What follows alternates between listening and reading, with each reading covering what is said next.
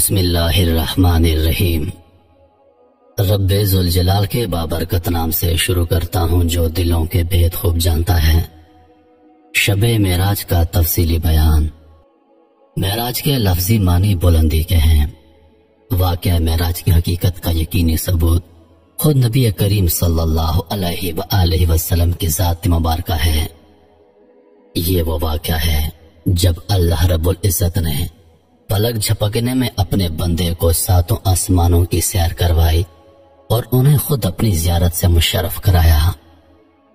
اللہ تعالیٰ قرآن کریم میں اس واقعے کا تذکرہ کچھ اس طرح فرماتے ہیں، اور پاک ہے وہ ذات جو ایک ہی پل میں اپنے بندے کو مسجد الحرام سے مسجد اقصی تک لے گئے۔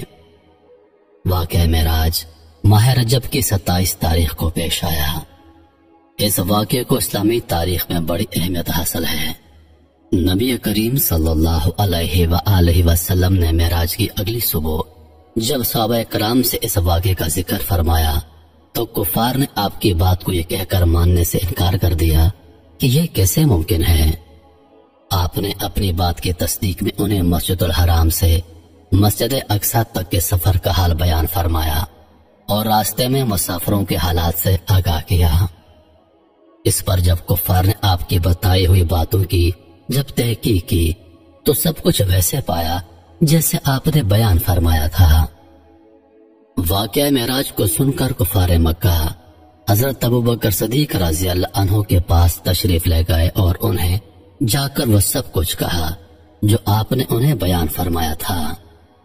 حضرت ابوبکر صدیق رضی اللہ عنہ فرمانے لگے، بلا شبہ اگر نبی کریم یہ بیان فرما رہے ہیں تو وہ یقیناً سچ ہوگا۔ حضرت ابوبکر صدیق کی معراج کے واقعے کی تصدیق کرنے کے سبب آپ کو آپ صلی اللہ علیہ وآلہ وسلم نے صدیق کے لقب سے نوازا۔ واقعہ معراج کی تفصیل بیان کرتے ہوئے خود نبی کریم صلی اللہ علیہ وآلہ وسلم فرماتے ہیں، مجھے براق پر سوار کر کے بیت اللہ سے بیت المقدس تک لے گئے، اور براق کی رفتار اتنی تھی کہ جہاں براق کی نگاہ پڑتی اسی لمحے اس کا قدم اسی جگہ پر ہوتا۔ یعنی جب اس نے آسمان کی جانب دیکھا اور اڑنا شروع کر دیا تو اس کا پہلا قدم آسمان پر پڑا۔ سفر کے بیان میں آپ فرماتے ہیں، جبریل علیہ السلام پورے سفر میں میرے ہمراہ تھے۔ بیت اللہ سے بیت المقدس جاتے وقت راستے میں کئی مقامات پر مختلف واقعات رونما ہوئے ہیں۔ سب سے پہلے ایک مقام پر جبریل علیہ السلام نے مجھے براق سے اتر کر زمین پر آنے کو کہا۔ میں نے دیکھا کہ وہاں کثرت سے کھجوروں کے درخت تھے۔ پھر فرمایا، اے حبیب خدا، یہاں اس زمین پر 2 رکعت نماز ادا کیجیے۔ لہذا میں نے ایسا ہی کیا۔ جب میں نے نماز ادا کر لی تو جبریل امین علیہ السلام فرمانے لگے، اے محبوب خدا، کیا آپ جانتے ہیں آپ نے یہ کس مقام پر نماز ادا کی ہے؟ میں نے فرمایا نہیں، تو جبریل امین علیہ السلام نے بتایا، رسول خدا، یہ یثرب کا علاقہ ہے، یہ وہ جگہ ہے جو بعد میں مدینہ کہلائے گا، اور یہ وہ مقام ہے جب آپ مکہ کے لوگوں کو اسلام کی دعوت دیں گے تو وہ آپ کو ستائیں گے۔ آپ ہجرت فرما کر یثرب یعنی مدینہ میں تشریف لائیں گے، اس لیے میں نے سب سے پہلے آپ کو اس سرزمین کا تعارف کروا دیا ہے۔ پھر وہاں سے ہم روانہ ہو گئے۔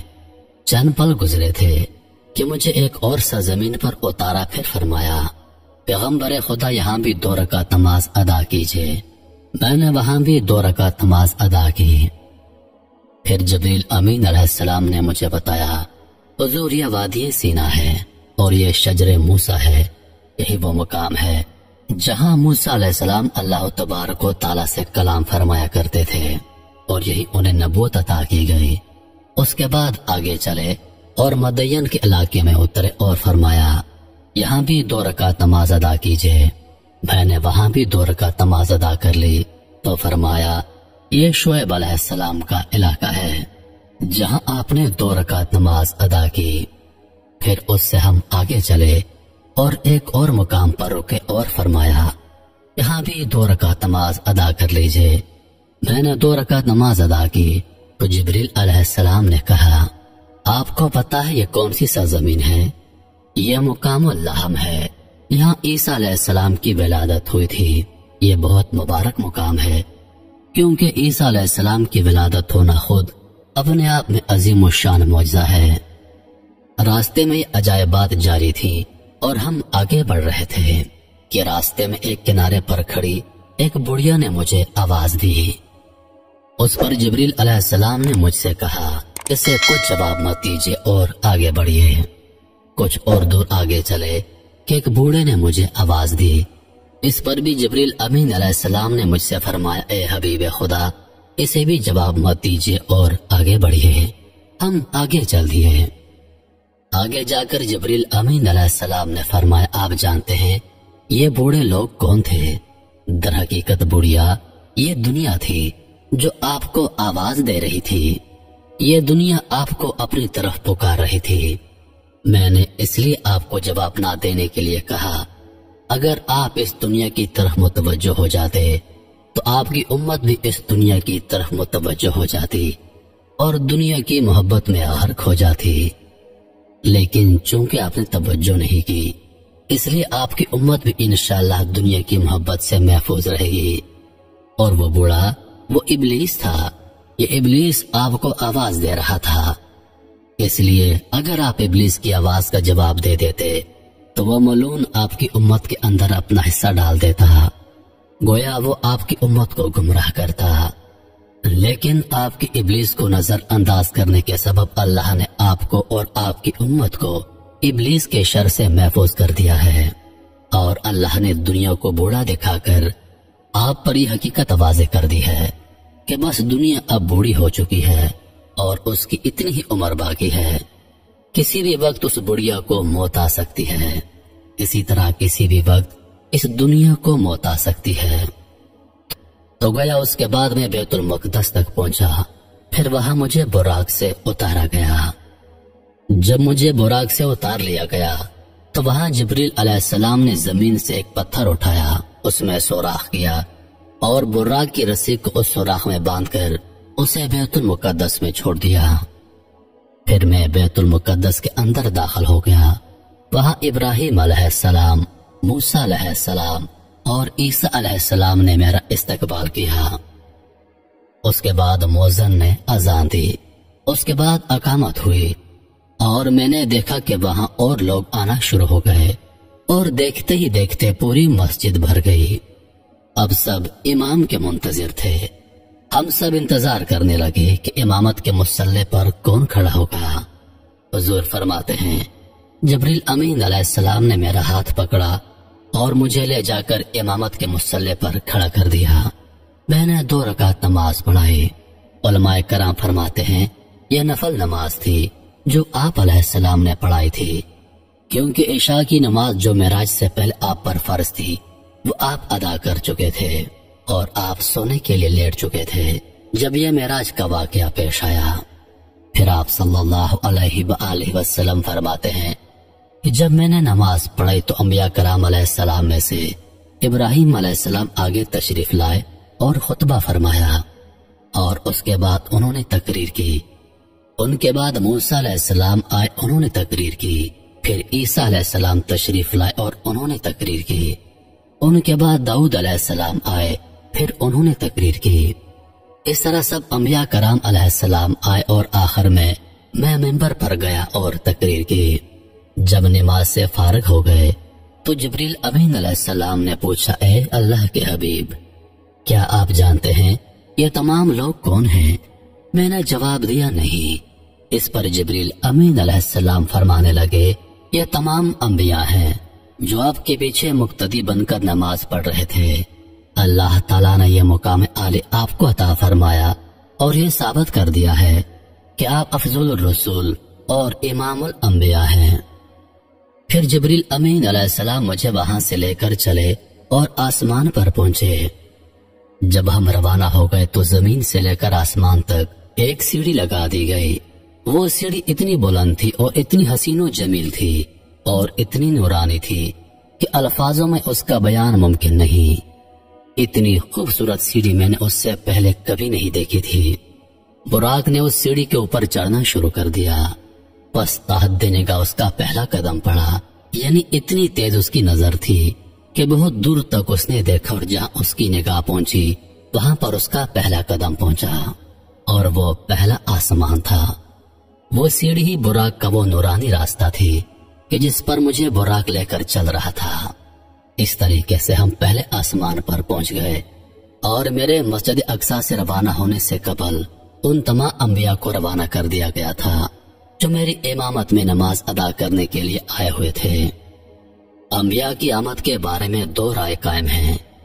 ایک کے مطابق اللہ تعالیٰ نے انبیاء کو جسم خاکی یعنی زندہ وجود کے ساتھ زمین پر بھیجا تھا، جبکہ دوسرا قول یہ ہے کہ انہیں جسم مثالی دے کر یعنی بظاہر جسمانی ساحت دے کر انہیں زمین پر بھیجا، سوائے عیسیٰ علیہ السلام اور ادریس علیہ السلام کے، کیونکہ انہیں اللہ تعالیٰ نے جسم خاکی کے ساتھ ہی زندہ آسمان پر اٹھا لیا تھا، لہذا وہ اپنے انسانی جسم کے ساتھ تشریف لائے تھے، جبکہ دیگر انبیاء کرام علیہ السلام جسم مثالی کے ساتھ۔ نماز کے فوراً بعد وہ سبھی انبیاء واپس اپنے مقام تک پہنچا دیا گئے، کیونکہ انہوں نے آپ کا آسمان پر بھی استقبال کرنا تھا۔ ایک اور مقصد اللہ تعالیٰ نے حضرت محمد صلی اللہ علیہ وآلہ وسلم کو مسجد اقصی تک پہنچا کر پورا کیا، وہ یہ کہ ہم سب پر بھی اس بات کا اشارہ کر دیا کہ آپ نبی القبلتین ہیں، یعنی آپ دونوں قبلوں کے نبی ہیں، بیت اللہ شریف کے بھی اور بیت المقدس کے بھی۔ اور بیت المقدس کے اندر جتنے بھی انبیاء کرام علیہ السلام ہیں، ان انبیاء کا امام بھی یہی نبی ہے۔ گویا بنی اسرائیل پر یہ بات واضح کر دی کہ بنی اسماعیل کا جو قبیلہ ہے اب پوری انسانیت کا وہی قبیلہ ہوگا۔ چنانچہ وہی ہوا کہ بعد میں بیت اللہ شریف کو پوری دنیا کی انسانیت کے لیے قبلہ قرار دے دیا گیا۔ آپ صلی اللہ علیہ وآلہ وسلم فرماتے ہیں، جب ہم پہلے آسمان پر پہنچے تو پہلے آسمان پر میرا استقبال آدم علیہ السلام نے کیا، ان سے میری ملاقات ہوئی۔ جب ہم دوسرے آسمان پر پہنچے تو عیسیٰ علیہ السلام سے میری ملاقات ہوئی، اور انہی کے ساتھ وہاں یحییٰ علیہ السلام بھی موجود تھے۔ اس کے بعد ہم تیسرے آسمان پر پہنچے تو وہاں یوسف علیہ السلام کے ساتھ میری ملاقات ہوئی۔ چوتھے آسمان پر ادریس علیہ السلام کے ساتھ ملاقات ہوئی۔ پانچویں آسمان پر ہارون علیہ السلام سے میری ملاقات ہوئی۔ جب ہم چھٹے آسمان پر پہنچے تو موسیٰ علیہ السلام سے ملاقات ہوئی، اور ساتویں آسمان پر حضرت ابراہیم علیہ السلام کے ساتھ میری ملاقات ہوئی۔ گویا ان ساتوں آسمانوں تک کی بلندیاں 7 معراجیں ہیں جو آپ صلی اللہ علیہ وآلہ وسلم نے طے کی، اور ان کا کتنا فاصلہ ہے اس کے بارے میں حضرت ابو ہریرہ رضی اللہ عنہ فرماتے ہیں کہ زمین سے لے کر آسمان تک کا فاصلہ 500 سال کی مسافت ہے، یعنی اگر ایک مسافر 500 سال تک اپنے اعتدال کی رفتار کے ساتھ چلتا رہے تو وہ 500 سال بعد پہلے آسمان پر ہوگا۔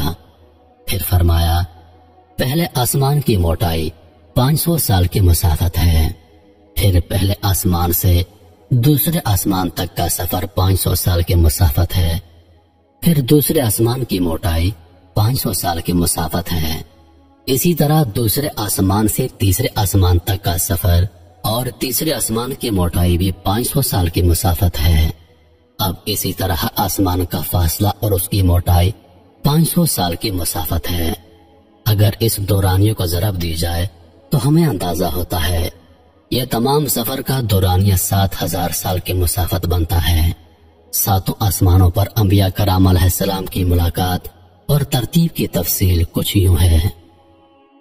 ساتوں آسمانوں کا فاصلہ اور ان کی موٹائی تک کا سفر جو کہ 7000 سال کی مسافت بنتا تھا، حضور نبی کریم صلی اللہ علیہ وآلہ وسلم چند لمحوں میں طے کرنے کے بعد جب 7ویں آسمان پر پہنچے تو وہاں سے آگے سدرۃ المنتہا تک پہنچنے کا سفر شروع ہوا۔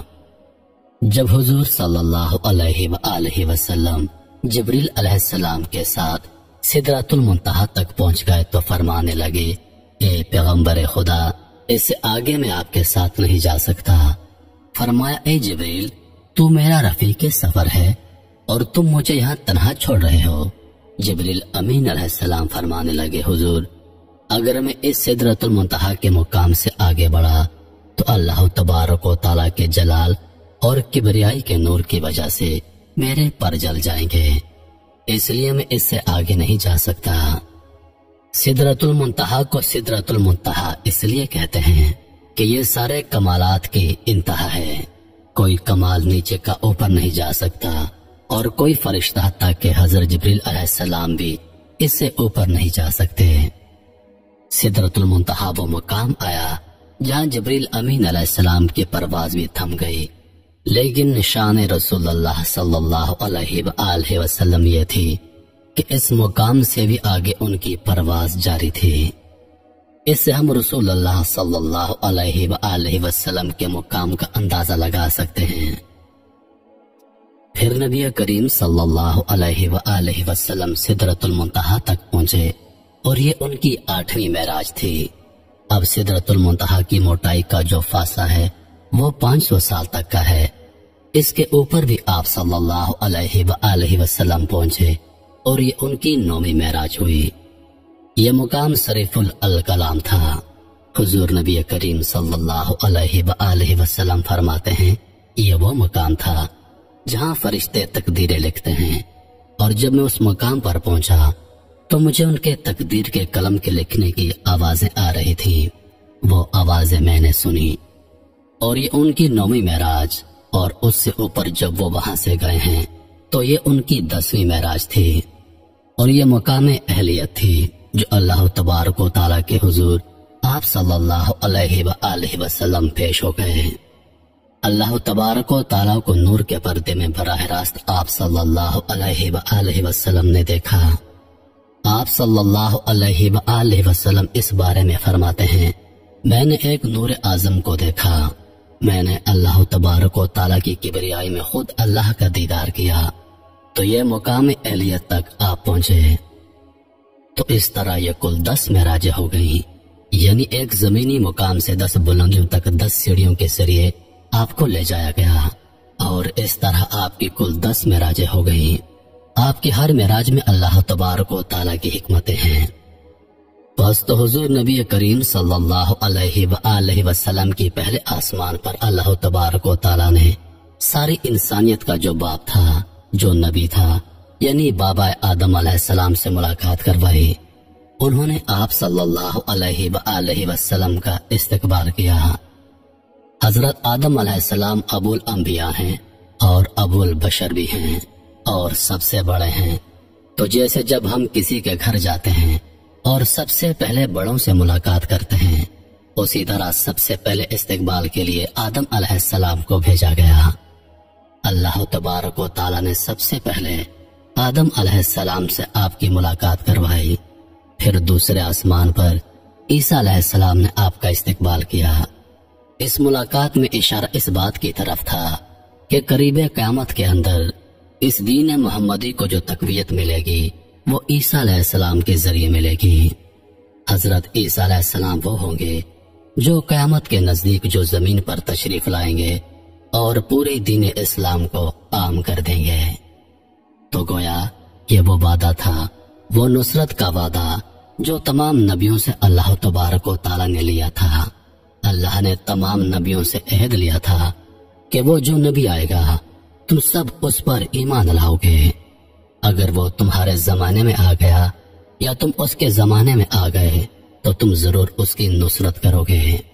تو ہر نبی دعا کیا کرتا تھا کہ کاش ہمیں اس نبی کا زمانہ مل جائے کہ ہم محمد کی نصرت بھی کریں، کیونکہ ایمان تو ہم لے آئے ہیں، لیکن کسی کی دعا قبول نہ ہوئی سوائے عیسیٰ علیہ السلام کے۔ اللہ تبارک و تعالیٰ نے زندہ سلامت انہیں آسمان پر اٹھا لیا۔ اب وہ قیامت کے نزدیک دنیا میں تشریف لائیں گے اور اس دین محمد کی نصرت کریں گے، اور اسلام کا دین پوری دنیا میں عام ہو جائے گا۔ حضور نبی کریم صلی اللہ علیہ وآلہ وسلم کی عیسیٰ علیہ السلام کے ساتھ یحییٰ علیہ السلام سے بھی ملاقات ہوئی، کیونکہ وہ عیسیٰ علیہ السلام کے خالازاد بھائی ہیں، اس لیے وہ ان کے ساتھ ہی دوسرے آسمان پر ملے۔ اس کے بعد تیسرے آسمان پر پہنچے تو وہاں یوسف علیہ السلام سے آپ کی ملاقات ہوئی۔ اس ملاقات میں اس بات کی طرف اشارہ تھا کہ کیسے یوسف علیہ السلام نے تکلیفیں برداشت کی، ان کے بھائیوں نے انہیں کنویں میں پھینکا ان کو مصر کے بازار میں فروخت کیا۔ انہوں نے سختیاں برداشت کی، جیل کاٹی، اور اللہ پاک نے ان کو مصر کا حکم بنا دیا۔ اسی طرح حضور نبی کریم صلی اللہ علیہ وآلہ وسلم تکلیفیں برداشت کرنے کے بعد ایک دن فتح یاب ہوں گے اور پورے عرب میں اسلام کا پرچم لہرائیں گے۔ چوتھے آسمان پر ادریس علیہ السلام کے ساتھ آپ کی ملاقات ہوئی۔ اس میں اس بات کی طرف اشارہ تھا کیونکہ ادریس علیہ السلام اللہ پاک کے وہ پہلے پیغمبر ہیں جنہوں نے قلم ایجاد کی۔ قلم سے لکھنا انہوں نے شروع کیا، اور حضور پاک صلی اللہ علیہ وآلہ وسلم کو اس بات کی طرف اشارہ کیا کہ آپ بھی اسلام کی تبلیغ میں لوگوں کو خطوط لکھیں گے۔ تو اس لیے ادریس علیہ السلام کے ساتھ آپ کی ملاقات ہوئی۔ پھر پانچویں آسمان پر پہنچے تو وہاں ہارون علیہ السلام کے ساتھ آپ کی ملاقات ہوئی۔ ہارون علیہ السلام سے ملاقات میں یہ اشارہ تھا کہ جس طرح ہارون علیہ السلام نے لوگوں کو بچڑے کی پوجا کرنے سے روکا کہ شرک نہ کرو اور توحید پر قائم رہو، تو ماننے والے مان گئے، جو نہیں مانے ان کو قتل کیا گیا۔ تو حضور پاک صلی اللہ علیہ وآلہ وسلم بھی جب عرب میں اپنی نبوت کا اعلان کریں گے، لوگوں کو شرک سے روکیں گے، تو لوگ آپ کے دشمن ہو جائیں گے اور آپ لوگوں سے جنگ کریں گے، لوگوں سے غزوات کریں گے، اور اس میں بہت سے کفار کو قتل کر دیا جائے گا۔ اور بلا شبہ غزوہ بدر میں ابو جہل سمیت 70 بڑے بڑے سردار مارے گئے تھے، اور یہ اللہ پاک نے انہیں مرتد ہونے کی سزا دی تھی۔ پھر چھٹے آسمان پر موسیٰ علیہ السلام کے ساتھ آپ کی ملاقات ہوئی۔ اس ملاقات میں اس بات کی طرف اشارہ تھا کہ جیسے موسیٰ علیہ السلام جو آگے خلیفہ تھے اور دوسرے ان کے جو نائب نبی تھے وہ یوشع علیہ السلام تھے، ان کے ہاتھ پر ملک شام کو فتح کیا گیا، بالکل اسی طرح اے اللہ کے حبیب آپ کے جو نائب ہیں ان کے ہاتھ پر ملک شام کو فتح کیا جائے گا۔ اور اس طرح حضرت عمر بن خطاب رضی اللہ عنہ کے ہاتھ سے ملک شام کو سارے علاقوں کو فتح کروایا گیا تھا۔ اس کے بعد ساتویں آسمان پر ابراہیم علیہ السلام کے ساتھ آپ کی ملاقات ہوئی۔ اس ملاقات میں اشارہ اس بات کی طرف تھا کہ آپ کے وہ جد امجد ہیں جنہوں نے بیت اللہ کی تعمیر کی اور بیت المعمور کی طرف سے ٹیک لگائے ساتویں آسمان پر بیٹھے تھے، جس سے ظاہر کیا گیا کہ جیسے انہوں نے بیت اللہ کی تعمیر کی اور بیت اللہ حج کے لیے ہے، تو فرمایا اے حبیب خدا آپ بھی اسی طرح بیت اللہ کا حج ادا کریں گے۔ تو اس طرح یہ 7 معراجیں اپنی اپنی حکمتوں میں مکمل ہو گئیں۔ اس کے بعد آپ 7ویں آسمان سے سدرۃ المنتہا کی جانب بڑھے، اور یہ ان کی 8ویں معراج تھی۔